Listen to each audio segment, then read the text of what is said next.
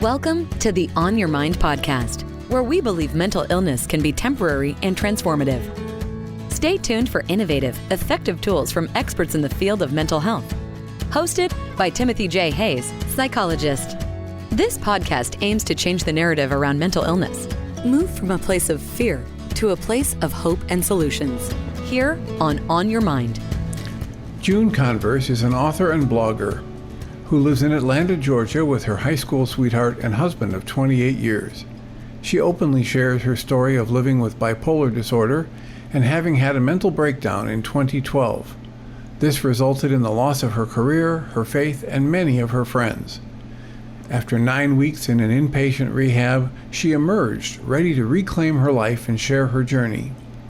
June shares honestly and authentically and invites her readers to do the same. She invites them to join her in choosing the life they live. Well, June, good morning. Thank you for joining us here today. Thank you for having me. I'm interested. I haven't yet read the 2 books that you've written with hope in the title. I'm hoping to do that soon. I've read several of your blog posts, and I'm thrilled that you're willing to share your story with us here today. Can you tell us a little bit about what got you started on this journey as an author and a blogger? Sure. I tell people I've had 3 careers: the one I was required to have, the one I wanted to have, and the one I needed to have. And by that, I mean I was forced into a business degree by my father. So I was in business, but I wanted to be, and my gift was a teacher. So I did that. And then that fell apart with a mental breakdown. And when I woke up from that mental breakdown and kind of worked through it, my career was over. I had lost that career. And I started to write because I needed to process all that had happened to me, including the therapy, the intensive rehab that I went through. That needed to be processed. That became the blog. And in all of that, taking care of my physical body became a priority. So I was hiking a lot by myself. And while hiking, the fictional books came to me. And what it ended up being, in retrospect, if you read the books, it's my journey dramatized. And I didn't realize that as I was writing them. It wasn't until I finished it and somebody said to me, "That's not what rehab looks like." And I thought to myself, it is what rehab looks like, because that's what it was. So it was real interesting to when I looked backwards on the books, see that it was my journey, but fictionalized. And I didn't even realize that as I was typing it. So that was interesting. Well, so how many books have you written now that are actually your journey in a fictionalized form? The 2, the Decide to Hope and Journey to Hope. The third one is not, although it's going to be what I hope my journey is. So the first 2 are my journey. The third one was what I hope the rest of my journey is. Does that make sense? Is that one already written? Nope, I am about half through writing it. So it'll probably be another year. Okay. And what about the blog? What motivated you to initiate the blog? When I came out of rehab, I was in inpatient rehab for 9 weeks. There's a lot of good about that, but there's a lot of stuff that gets churned up you don't get to deal with in that 9 weeks. And so I started writing and just I did the morning pages thing. And I realized there was a lot in there that I wanted to tell honestly, one of the things the blog first started was trying to explain to my husband what was going on with me. That was really just trying to let him see the inside of my brain. So when what you're calling a mental breakdown happened, you were already married? I was married. Yeah, it only happened in 2012. Okay. So How long had you been married? Let's see, that was 10 years ago, almost 20 years. 20 years, yeah. And it's interesting, the second book is trying to show the reader what's happening in a rehab center to the person in it, but it's also showing what's happening to the family as they can't be involved and they don't know what's happening. So it's also kind of his story of, how do I help my wife when I can't even get to my wife and I don't know how she's being treated? So it was kind of a dual thing. But the blog started originally like that. And then as I was doing it and realizing it was actually pretty decent writing, I decided to start a blog and thought, had I been able to talk about this before the crisis, I probably wouldn't have had the crisis. And that's what I found when people respond to me, that they appreciate that I'm telling things that they wish they could say and are afraid to. So I found that very helpful for them and for me. So the blog is real important. It's more important than the books, for sure. What was the series of treatments that you received? So growing up, I was anorexic and what I would call bipolar now, right? If I knew those terms back then, even the word anorexic wasn't known. But my father was one of those, you pull yourself up by your bootstraps. So I didn't start treatment of any type until I was 25, and things got just progressively worse. I couldn't kind of hold it together. I would be so angry one minute, tears the next. It was just difficult. So I started therapy then, kind of went in and out of therapy. You know how people do, they get better, so they stop, and then they need it again, and they should have just stayed. I did all of that for years. And then in 2012, something happened that if I tell you about it, and I'm happy to tell you about it, people are going to go, well, that's no big deal. But it was that last piece, right? It was that. And I had a 3-day, I don't remember, 3 days of just gone for me. My husband finally found me in a hotel room. And at that point, it took us 6 weeks, but I went from there into 9 weeks of inpatient care up there in Chicago, as a matter of fact.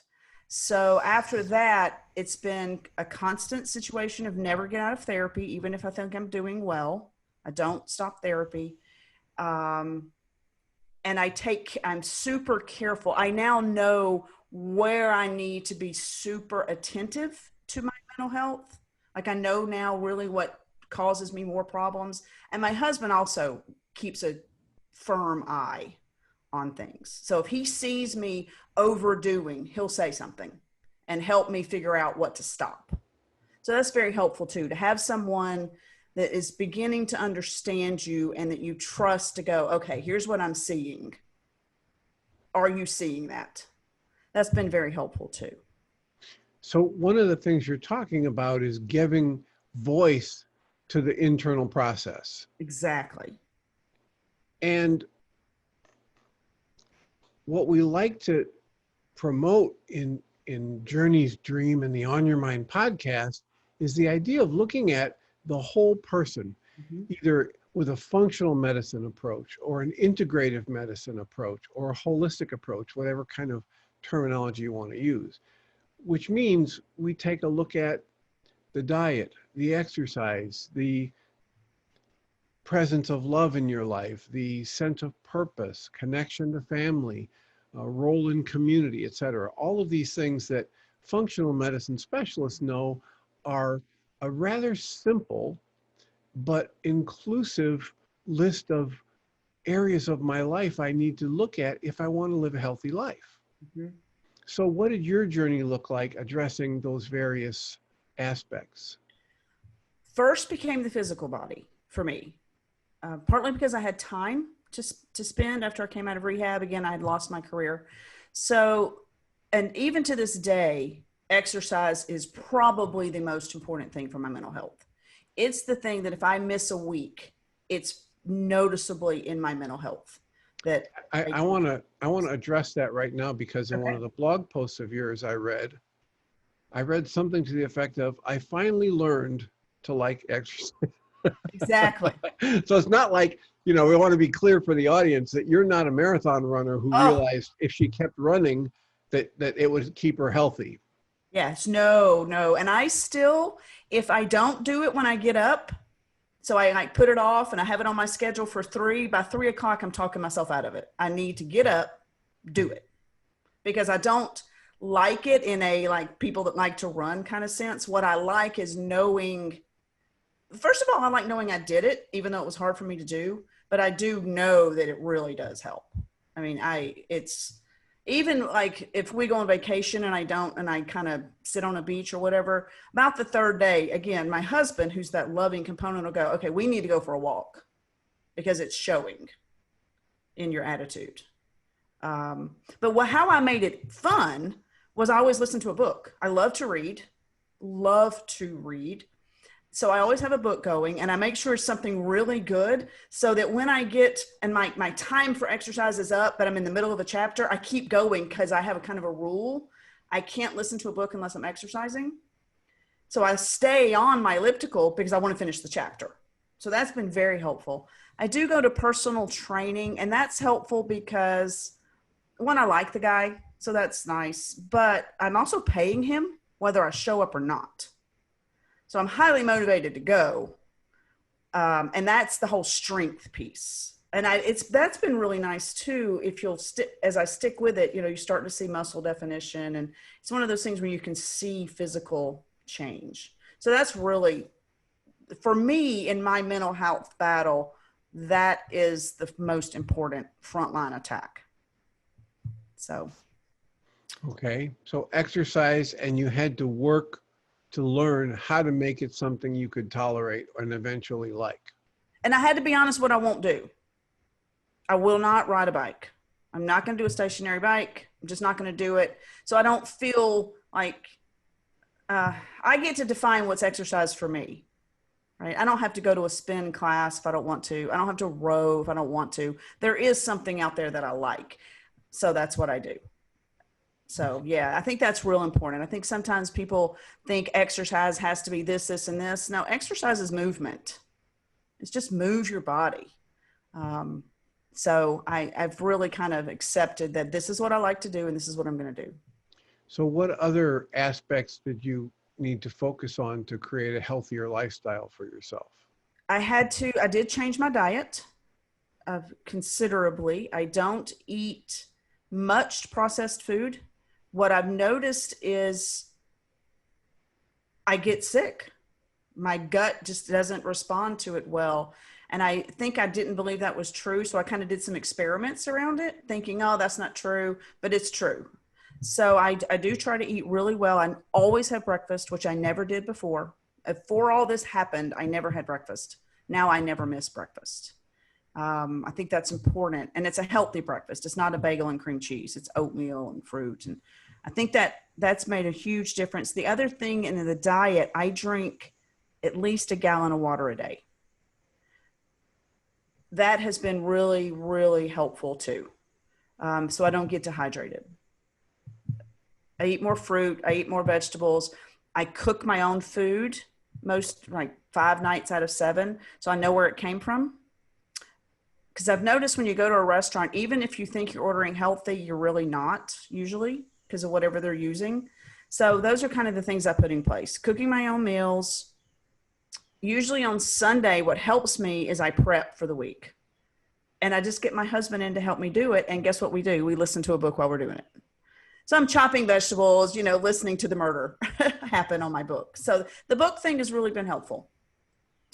The other thing that's been really helpful for me is I don't, when you've got little kids at home, you kind of protect them a little bit more, I think. And sometimes I think that's a little bit of a mistake. So my kids know all of my battles now. And I can say to them, I need a break. I got to get out of here. And they can say to me, Mom, you look like you need a break. And this is, how old are they now? They're now 23 and 33. The other thing that has been really helpful is, how most people, you feel like you got to go do X. I never feel that way. If it's not good for me, even if I've scheduled it, I will cancel it. So if you had said to me at 10 o'clock, we're going to meet at 10, but I was not in a decent frame of mind, if I was feeling, I would have canceled it. I would have just said, for my mental health, we've got to reschedule this. And that's been really helpful too, to just know I have some boundaries and I have to, I can take care of me. You're not going to take care of me. Yeah. So. And it's excellent advice that most of the people in our culture don't get fed to them. Usually we're into set a goal and achieve it, and set it and achieve it, and just be driven. And as you just pointed out, if I do that without regards to my values and priorities and the balance in my life and what state I'm in physically and emotionally in this moment, then I end up shredding any boundaries that I had intended to establish. Right. And they're really hard, I think, to gain back. That's what I've discovered too. When I let them loose, they're really hard to pull back, because then you've kind of set this expectation for others. So she's going to do it if I ask her to. And so if I had taken care of it on the front end, I wouldn't have to fight so hard on the back end. Not that I'm perfect at it, but I am conscious of it. I think that's the thing. If you're intentional with what you're doing, you're going to make the right decision. If you let the world run over and everything goes too fast, that's when you kind of go under the bus. Or if you start running on the old tapes. For instance, one of your blogs was about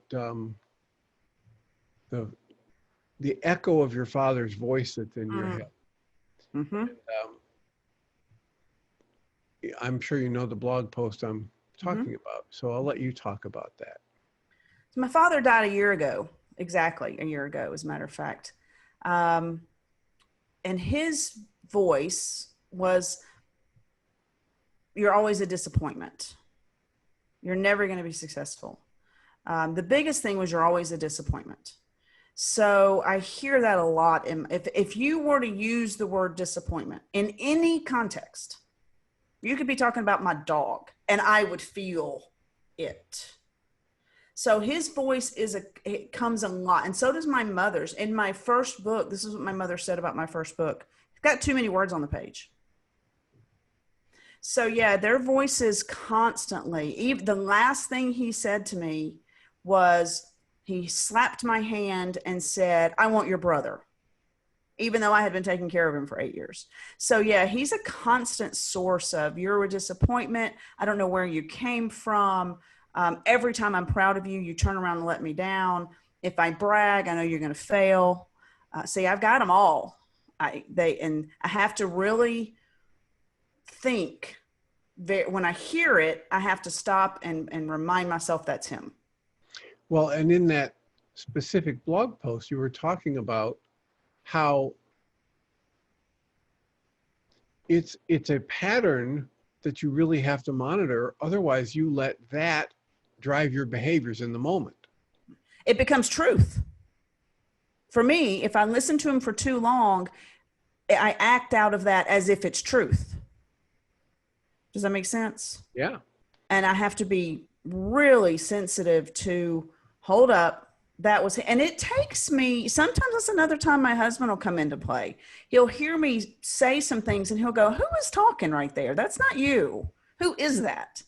And so he helps me hear myself, which is really nice. But I think that's one of the ways the blog helps me is I write it all down. I just type, and then I'm able to see, oh, that's my dad's voice. And then the blog changes. Does that make sense? Yeah. Yeah. So, and what we promote through the work that the Optimal Being program that Ruka Group does and Journey's Dream promotes is the awareness of, and this constant work to be aware of, what's my emotional state? exactly. Because if my emotions go to a negative state, then the pictures that show up in my mind and the behaviors that I do from that are going to be less gratifying and have more negative consequences than if I stop and catch, oh, I just got, sad or angry, or because I heard my dad tell me, "Oh, you're a disappointment." And in that particular blog post, don't send this email out to people telling them you just got another contract or whatever. When I act while there's a negative emotional state in my mind, I dramatically increase the probability that I will not like the consequences of that action. Mm-hmm. But if I catch it and find, learn some tools to breathe through or shift the narrative or write it out as you are in your blog to see clearly that's not my voice, that's somebody else's, and then shift over to the truth of me and act from there, I end up liking the results better. I think for me, a lot of that comes when I hear it and I'm willing to go, you know what? I can't deal. I can't, I need to, if I'm writing, for example, and I hear the voice, I know I need to be willing to go, I'm going to come back to writing later because it's going to spin, you know, I'm going to start judging every word. And so for me, it's like, okay, he's here. I need to stop what I'm doing, deal with that so I can go back to it because I won't, once something becomes not fun for me, that's when I know the voice is there. Because I have things in my life that are fun and rewarding. And when they stop feeling fun and rewarding, I know I've gone negative. Does that make sense? And it's time to take a break. And one of the things I do for my mental health is allow myself to take that break. So, and I know some people can't, right? They have these full-time jobs with these horrible bosses. So I am lucky in that way. And yet, even in those situations, there are internal mental tools I can use that will assist me. Absolutely. And external. If I'm in a situation like in a group, taking a couple sips of water will help me go. So I always have water. You can't see it, but the people can't see it, but I always have water with me for that. It's almost like a physical, let me cool down, and it's cold water, and I'll take a couple sips. And that's kind of a trigger for me to, okay. Yeah. And some people learn breathing techniques that help them do the same thing. Some people learn how to give themselves an acupressure treatment on the fly that no one knows is happening. And some people learn, the thought shifting and goal canceling. There's all kinds of good things. Even if I'm in one of those situations, you were talking about a work situation, which is unpleasant or abusive and is go, go, go. If I'm able to introduce the use of those tools and build some strength in it, eventually I will either tolerate it much better and not even experience it as abusive or as difficult, or I'll have the inner strength to decide I need to get out. Right. And that's where I've gotten much better, and I need to get out. I notice one of the biggest things I notice when things are beginning to become a negative spiral, which is kind of what I call it, my shoulders go up and I can begin to feel mainly in my shoulders, but I'll also get this small headache, like not a headache, but like I notice my head is there. Instead of it just being a head, and that's when I am able to go, okay, I need to take a drink. I need to breathe a little bit. I need to remind myself why I'm here. Because I chose to be here. Why did I choose to be here? The other thing I always remind myself of, and this is a positive thing I heard from my parents, was your opinion of me is your business, not mine. Does that make sense? So if you don't like me right now, that's you, not me. I'm presenting the best me I've got. So I think that helps too. I kind of let that run in my mind. If I'm, one of the things that I have a really bad habit of doing is looking at someone's face and interpreting it negatively on myself. As a matter of fact, when my husband and I argue, and I don't know if you're going to agree with this, but I know I do that. And so I will interpret his look in a way that that escalates the argument. So I've gotten to where he just turns away. I say what I need to say without looking at him, so that I can listen to him instead of taking his facial expressions and interpreting them in some negative way. That's been really helpful. It's a weird technique, but it really works for us. Well, and what we advocate in my work is be results oriented. Do what works for you. Yeah. The other thing that works for us is sometimes my blogs are written to him, and he edits all my blogs. So he will write me back in the comment section, and we have a conversation that way. It's sometimes safer because for one of my issues with my bipolar is when I get high emotion, the sentences come out in a disjointed order, and they kind of, like, my head is bouncing, so the sentences come out, and my husband can't quite grasp what I'm trying to say.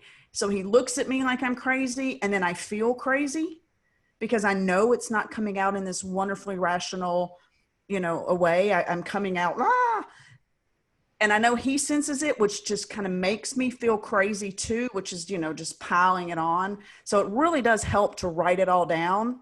It allows me to spew it out and then look at it and go, okay, what was I really trying to say? Then I'll send it to him.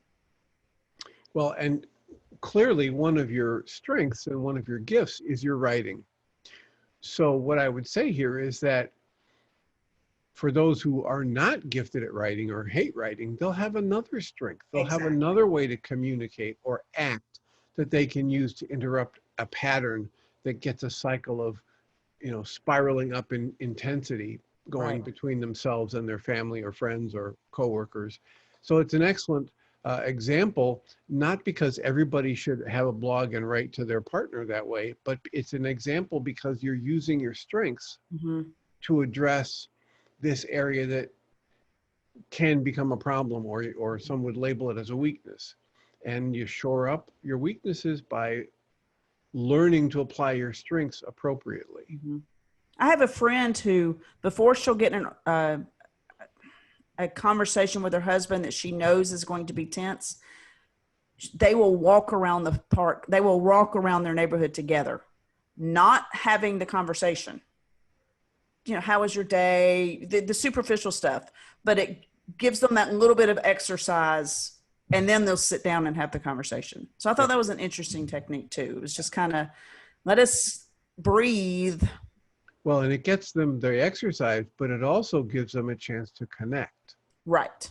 And if I'm connecting with somebody and then having a conversation, I get a very different response than if I have irritation coming up in me, and I'm letting that give me a feeling of being disconnected from my partner. And then I think, oh, I need to have this conversation with them, and I blurt it out. Now I'm coming from a disconnected space. And right.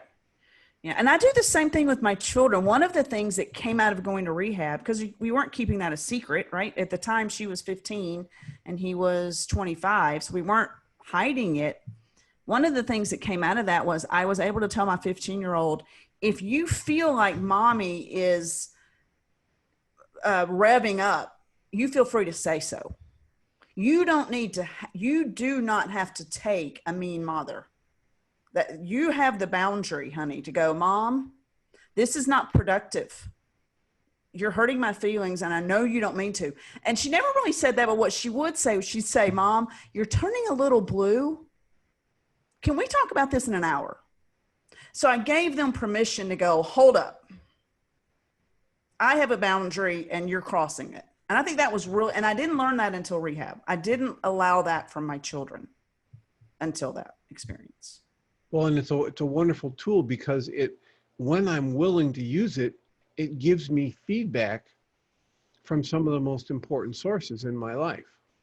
Right. Those people that I do care what they think about me, right, have the ability and they have been encouraged to say, hold up, this is what we're seeing. Can we hold up here? And I think that was really helpful. And I did not have that as a child. I had to take whatever parent I got. And my mother my mother had very multiple personalities, not in a clinical sense, but in a parenting sense. And you had to deal with what you got. Since that rehab experience in 2012, I've been very intentional in giving the opposite. You don't have to put up with whatever I am that day. You have the power to go, As a matter of fact, at one point, my daughter said to me, Mom, just like I used to say to her, your bedroom's right upstairs. And I honor that. Sometimes it makes me mad, but if I'll honor it, then I see that she's correct.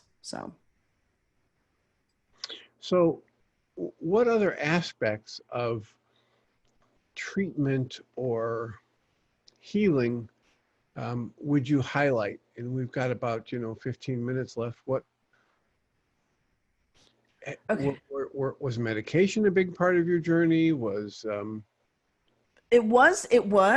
and then it wasn't, and then it was, and now it is again. Um, if I'm doing everything in my power, exercise, eat right, monitor how I spend my time, put in stress management techniques, doing all of that, and I'm still not, then to me, it's the medicines, it's the right way to go. I don't think everybody should do it. I don't think it's either bad or good. I think it's whether you need it or not. And I added some things to my plate that I didn't want to get rid of, but that made the plate shaky. So I went back. And so, yes, I do take one medicine and it does help. So that's so be it. I think pharmacological stuff has its place. Yeah, I think it has its place. But I eat right, I exercise, I have work I enjoy, and I have a very supportive family too, my husband and children. So I think all of those things help a lot. But I also do take medicine. And you mentioned that you have work you enjoy, and one of the things that they talk about as a necessary ingredient for a healthy life is a sense of purpose. Mm-hmm. And reading your blog and looking at the book titles, it would seem to me that you've found more than just one purpose in your life. How would you talk about that? So I'm going to say something, and you need to know my father is screaming in my head. I have the gift of teaching. Whatever spiritual world you have, God has given me the gift of teaching, and that energy feeds my mental health in a beautiful way. And so my blog is a teaching tool for me. Um, and even the books, they're both books. If you look at them from one perspective, that I was trying to teach something, show something. So, and now I've actually picked up teaching again for adults, which has been really lovely. Um, so yeah, I have a very clear purpose. And like I said, I had a career I had to have, a career I wanted to have, and now I'm in the career I need to have. I need to be putting myself out there and showing people, you can be better, but you're never going to get it all the way right. You're still going to have the times when your dad's voice is in your head.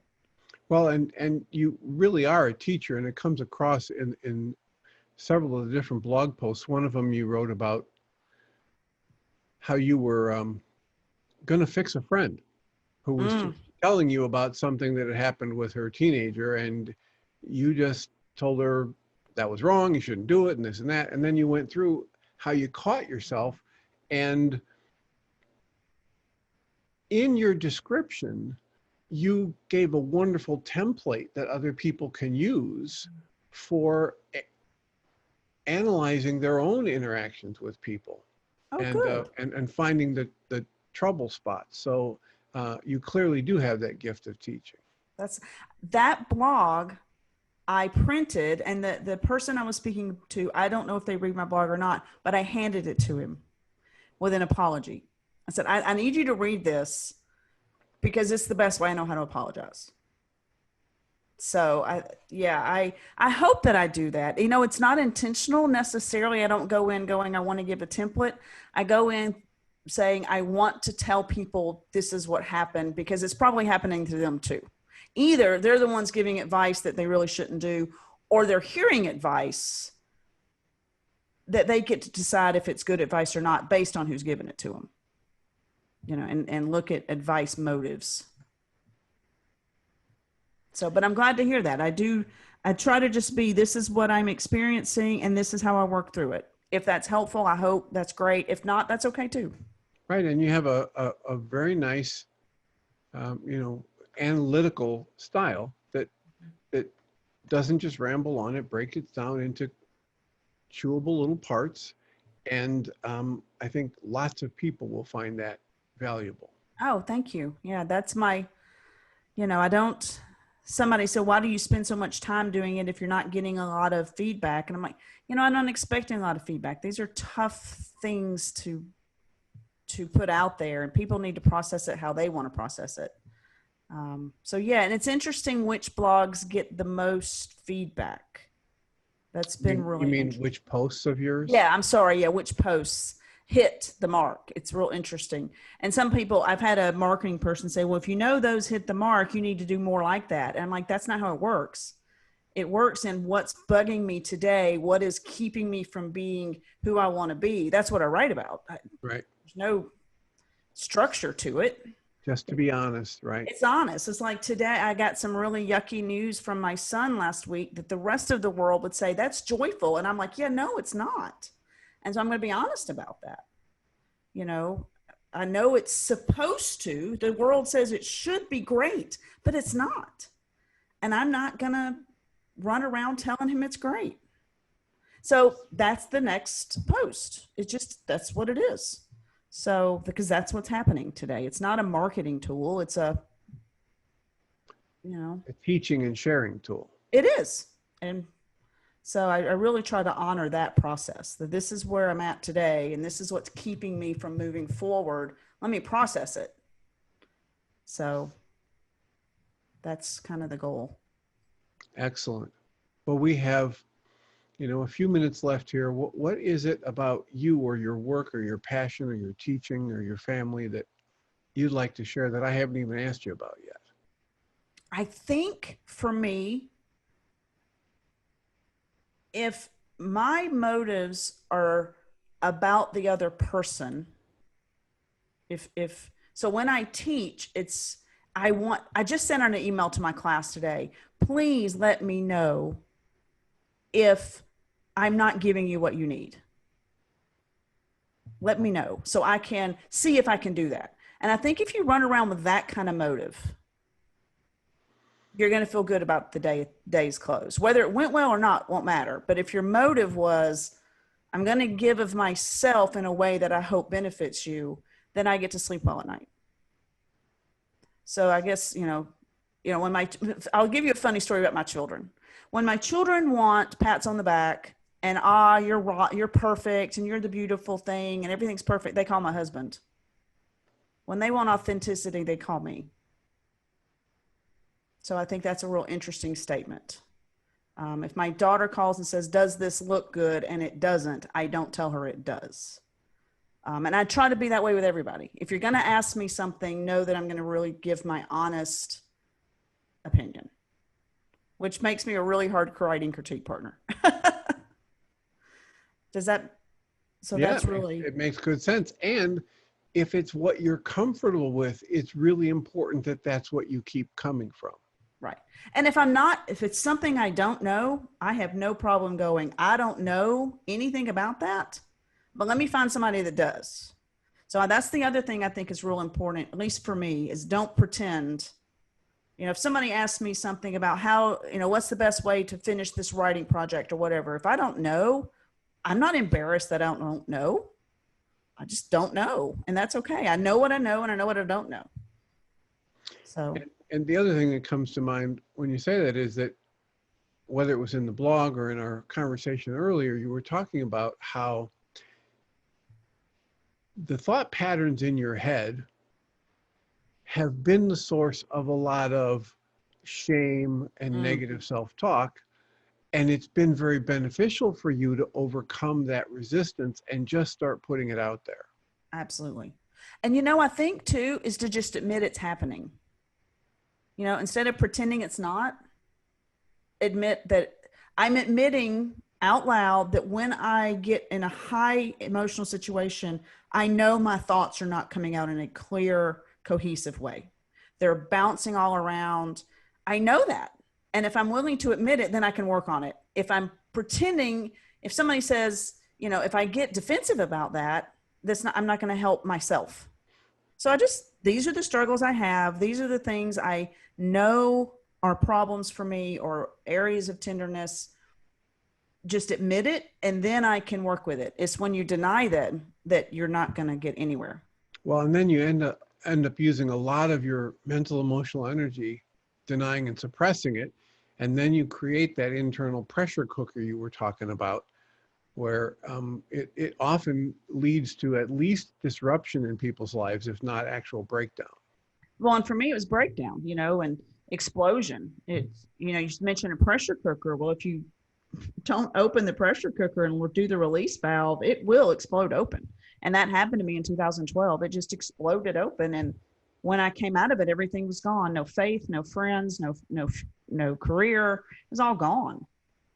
The only thing left standing was my immediate family. So congratulations on using what was left and picking up the pieces and building something hopefully far more substantial than what you had before. Yep. Because it's built on honesty rather than denial. And it's been very helpful. My son struggles with some of the same issues, and he talks to us about it now. Especially his dad, he'll call my husband and say, let me walk through a struggle I'm having. And they've let me tell these stories on this blog. They've allowed me to do that. So, because I don't put anything out there about them that they have not approved, because I don't think that's fair. So. Well, it's a delight to be introduced to your work. And I look forward to, as I said, reading the 2 books on hope. Can you give us those titles again? Decide to Hope and Journey to Hope. And they go together. By June A. Converse. Mm-hmm. And it's juneconverse.com. Correct.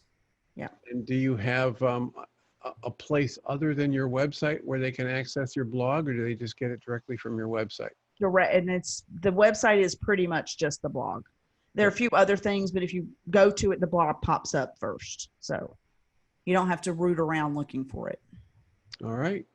Well, I greatly appreciate your taking the time to share with us, and I look forward to reading your books. Great. Thank you for taking the time to talk to me. It was great. June Converse is an author and blogger, juneconverse.com, who lives in Atlanta, Georgia with her high school sweetheart and husband of 28 years. She openly shares her story of living with bipolar disorder and having had a mental breakdown in 2012. This resulted in the loss of her career, her faith, and many of her friends. After 9 weeks in an inpatient rehab, June emerged ready to reclaim her life and share her journey. She shares honestly and authentically and invites her readers to do the same. She invites them to join her in choosing the life they live. June has 2 children, ages 33 and 23, 2 grandchildren, and has written 2 novels thus far. In both Decide to Hope and Journey to Hope, she uses fictional stories to show the chaos of mental illness. She loves to read and reads 4 to 5 books a week. She loves cooking, traveling, exercising, and hiking. You've been listening to the On Your Mind podcast, offered by Journey's Dream, where we support people through mental health challenges to a place of true and lasting well-being. If you love our show, we invite you to visit onyourmindpodcast.org to join the conversation, access the show notes, and discover our helpful resources. Thank you for listening.